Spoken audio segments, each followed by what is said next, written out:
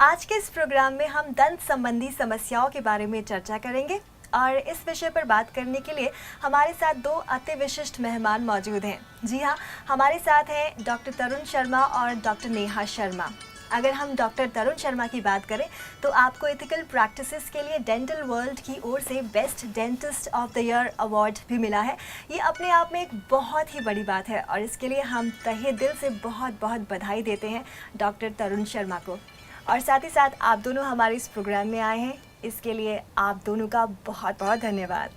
Thank you so much. Thank you so much. Doctor Tarun, मैं ना आपसे पूछना चाहती हूँ ये सवाल जो है अक्सर बहुत सारे लोगों के जहन में आता है। सभी जानना चाहते हैं कि बेस्ट डेंटिस्ट का चुनाव किस तरह से किया जा सकता है।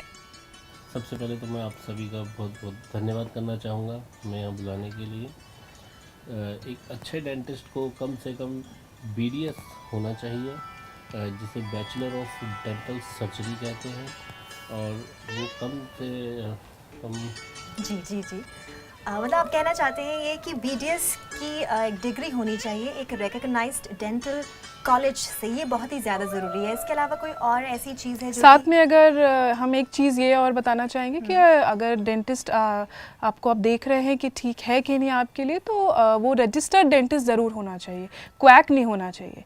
कि अगर उसके पास रजिस्ट्रेशन ही नहीं है डेंटल काउंसिल में, स्टेट डेंटल काउंसिल में, तो is not a good dentist. मतलब दो चीज़ें आप बिल्कुल ठीक तो आपने बताया कि स्टेट डेंटल काउंसिल से उसका रजिस्टर होना ज़रूरी है, और दूसरा कि BDS जो है वो होना चाहिए, इसकी एक डिग्री होनी चाहिए। जी बिल्कुल। और देखिए एक बात यह है कि अगर आप डॉक्टर के पास जा रहे हैं, आप कोई सर्विस ले रहे हैं, तो एज अ कंज्यूमर ये आपका राइट है, आपका हक है जानना। आप पूछ सकते हैं डॉक्टर से कि आप रिकॉग्नाइज्ड हैं या रजिस्टर्ड हैं कि नहीं है, तो उस तरीके से अच्छा चुनाव कर सकते हैं। बिल्कुल।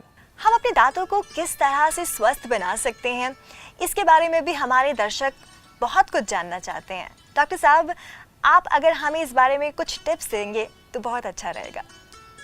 देखिए टिप्स से पहले मैं आपको ये बताना चाहूँगी कि एक प्रॉपर नॉलेज बहुत ज़रूरी है। एक पेशेंट को नॉलेज बहुत ज़रूरी है होना कि क्या रिक्वायरमेंट है।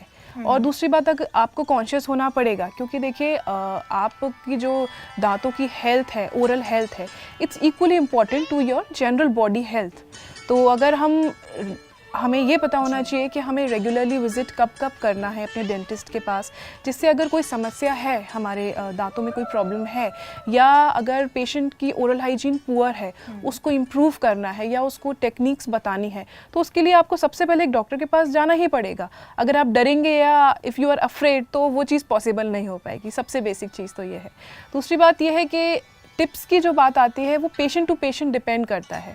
आपकी क्या कंडीशन है माउथ की, आप किस तरह मेंटेन करते हैं, उसके अकॉर्डिंगली डॉक्टर आपको सजेस्ट करेगा प्रॉपरली कि किस तरीके से आपको देख रेख करनी है। जी।